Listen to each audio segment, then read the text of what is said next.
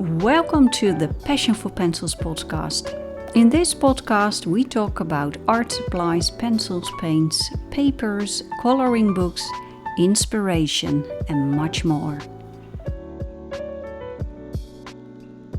This podcast is also an invitation to grab your pencils and paints right now and do some joyful coloring or painting while listening.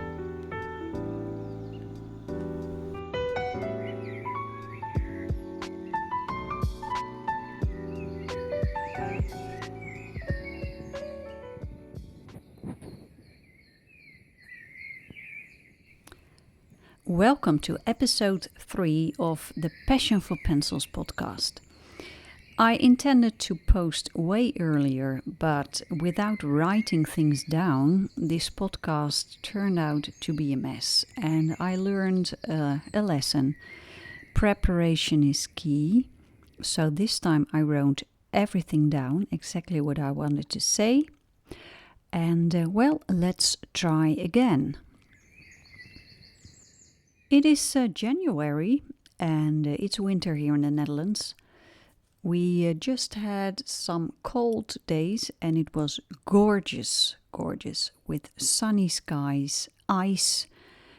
Here and there you could do some ice skating already. I haven't had the opportunity yet. I hope that opportunity will come later this winter.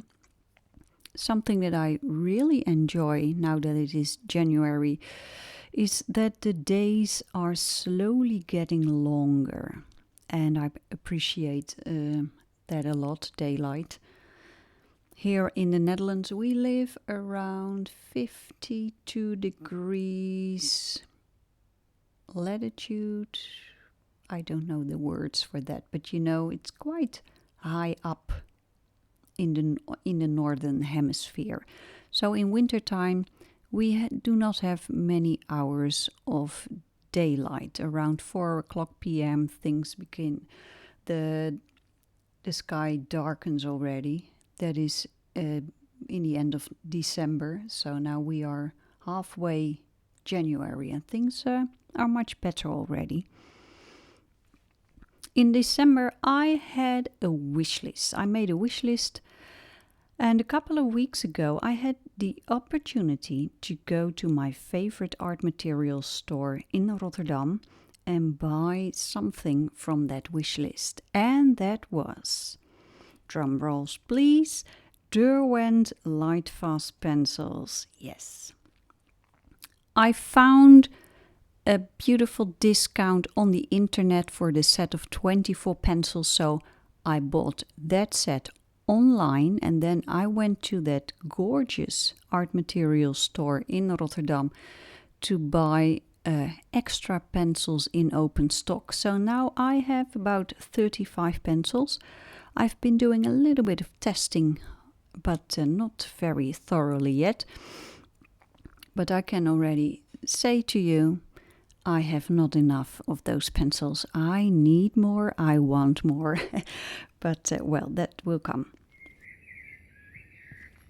So I have 35 pencils now. Of course, there will come a video about these pencils, and I'm looking forward to trying them together with the polychromos and the luminance pencils, because I'm very interested in how these Derwent Lightfast pencils relate to those other pencils, especially because Derwent Lightfast is considered to be a oil-based pencil, just like polychromos, but it really has a different character. This pencil has a different character, so I'm really looking forward to feel the difference and see what it adds to my collection. Once in a while, I like to do a little bit of research, and this time I did a little bit of research on erasers, because I was wondering, where do those erasers come from? When was it invented? I use mainly a kneaded eraser and a plastic eraser, and the Elektrical, I love that one.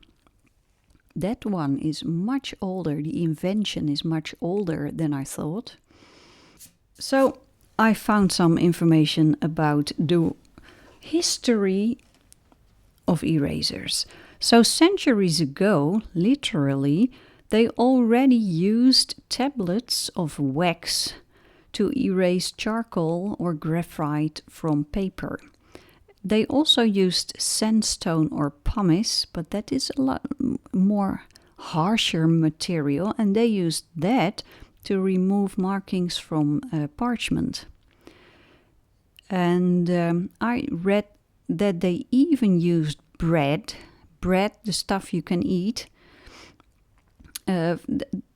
for some reason and in some way you can use that for erasing. I've never tried it. I could try it. And then in the 17th century, rubber erasers were invented. And the first ones were not that good. But then the guy we all know, I think, from car tires, Charles Goodyear, and Goodyear is a tire company, if I'm well informed, and he invented a process that is called vulcanization. And when rubber is vulcanized, it is stronger, I think. And well, those rubber vulcanized erasers, they became a hit. They were very popular. I thought my wonderful electric eraser, I have a Derwent one, was quite a recent invention, but that's not true. The first one is from 1932. And if I remember well, it was invented in the United States. In 1932, the first electrical eraser. So, my favorite erasers are Faber Castell Sleeve eraser, and that is because it's in the form of a wedge. So it has a sharp edge, and that is very, very handy, I think. And you can store it, you can slide it in and out of a sleeve, plastic, hard sleeve, so it's protected. I really like it. I use that one for pencil and colored pencil drawings. I also use a kneaded eraser, and I mainly use that one for watercolor paintings when I have done the sketching with graphite, and then I use the kneaded eraser to take away the excess amount of graphite on my watercolor paper. Because if you don't do that, the excess amount of graphite will start wandering when water is added. So you get these muddy stains, so to speak. So I take off what I can. So yeah, that's for lightening up the sketches in watercolor. I also use a very simple Staedtler Mars Plastic eraser. It's in my watercolor kit. I cut it in half so it would fit my watercolor kit. And well, up to this day I am very, very pleased with how it works. It's just a very simple thing. I will put these erasers in the description of this video, so if you want to buy one, want to see what it's like, you can take a look.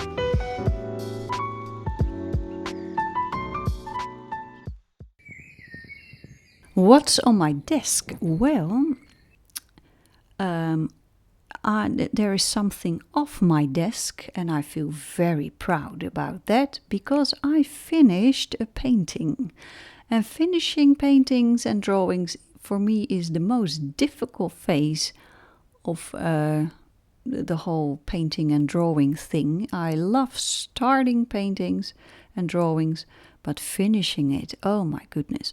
I finished the painting of the kingfisher. It's done. I did it with Derwent Inktense pencils, and it was just a joy.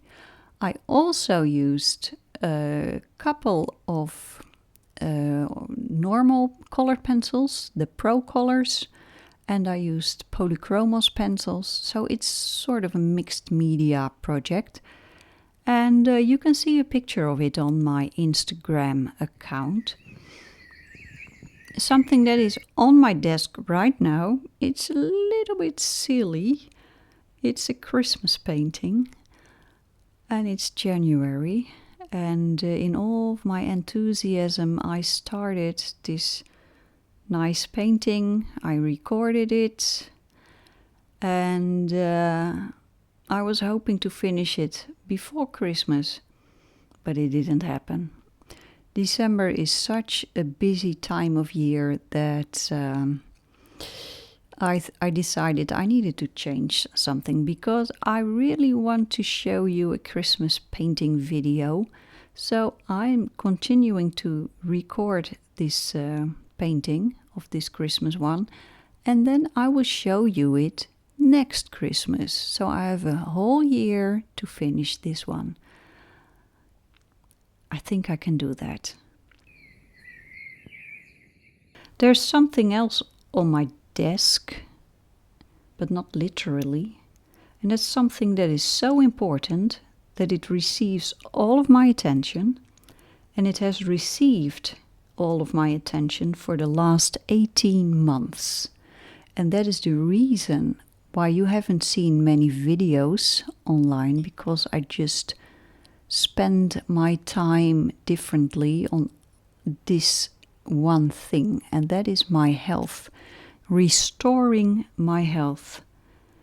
I am in the process of retraining my brain to heal my migraine attacks. It is working very well, but it takes a lot of practice and attention. I need to work on this every single day, because I am teaching my brain something new, and I need to teach it this new behavior every single day. As soon as I stop the practicing, symptoms return. So I really need to implement this into my life, and that's what I'm doing. The results of this brain training is absolutely amazing. The next step in my recovery is learning new ways to deal with busy schedules. That's a trigger that ignites symptoms in my body. So that's the next thing I'm doing now. Retraining the brain, teaching it to deal with busy schedules in a more healthy way. It sounds silly, don't you think? That you need to teach an adult brain how to live a normal adult life. But that's exactly what needs to be done. So here we go. I'm doing it, and it's working. And I have good hope that 2024 will be just a very good year health-wise. This brain training program is amazing, I have to say. So I'm working with this schedule, and I'm just adding new activities. And the latest new activity that I've been adding is physical exercise. And I can tell you my brain is not amused by that decision. I need to move my body to become stronger. So, after recording this podcast, I will go out and do some running. Just a mile or two, tops, not more than that. Walking, running, just... And then improving my physical health. This brain training program, it's called Curable. If you want to learn more about it, go to curablehealth.com.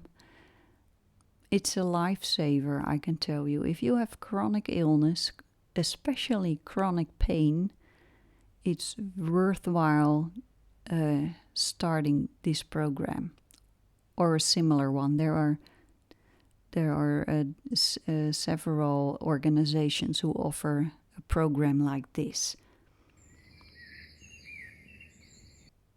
Something else that has my attention, and I'm really enjoying it. It is exploring our summer vacation. Just Googling possible places that I would like to go to. I've been talking to my husband about it, asked him, what would you like? So I need to do some research where I would like to go. But there's one thing that I know already. I want to go to a place where I can do plein air painting, sitting outdoors, enjoying the view and painting it. Because last year in Norway, it was difficult. It's difficult in those northern countries. And even here in the Netherlands, I find it difficult to paint outdoors. I'm not sure what it is, but it has something to do with the colors of the light in the sky, the colors of nature. I'm not exactly sure, but in Norway, I have to say there was only one painting that I made plein air that I felt like, yes, this resembles the feel that I had when I was sitting there painting it, enjoying the view. And this wish to do some plein air painting is pushing me towards Southern Europe as well. So, well, we'll see where we will end up. You know, I love nature, and yesterday I did a little bit of work in the garden because I'm doing some bird painting now. I just finished that kingfisher, and earlier in the year I painted a bird of prey, which I enjoyed very much.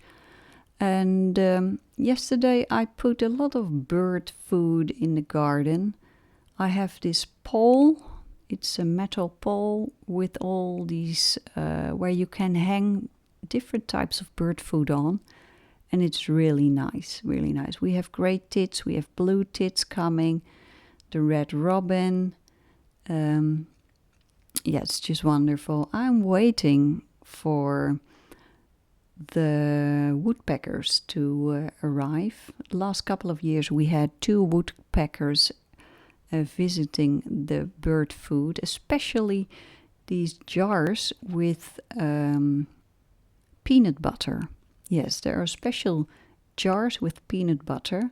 I have a special little wooden house. It's tiny, and you can put a jar with peanut butter jar. You can put it in it, and then those birds, they love it. They absolutely love it. In 3 days, the jar is empty. I think a woodpecker would be a great subject for a painting also. In December, I received a new coloring book. It's really nice. My sister-in-law and my brother came with presents. They live in Germany, and maybe you have heard of her. It's a watercolor painter called Marjolein Bastin. She makes the most beautiful watercolors of flowers and little animals, birds, butterflies, stuff like that. And a lot of her work is, they turned it into greeting cards. So maybe you have encountered one of her paintings. And there is this coloring book, and my sister-in-law, she gave it to me. Very nice. And I tried my new Derwent Lightfast pencils in it. So, yeah, it's just really nice. Later I will show it to you, but it's a Christmas Advent coloring book. So you're supposed to color one drawing, one page every day from December 1st to Christmas. Well, it takes me at least 60 hours to finish one page. So that's not going to work for me. There are only 24 hours in a day. But it's a gorgeous book. Gorgeous book. It's in German. That's nice. This lady, the painter, she's Dutch. But because my brother and his wife, they live in Germany, of course she bought the German version for me. That was nice. I'm planning on making a podcast more frequently. But, we'll see how things go. And you can see this and this drawing, and of course a test video about the Derwent Lightfast will come in the near future. So wishing you a beautiful day, lots of beautiful coloring, painting, creativity, and until the next episode of this podcast. Bye bye.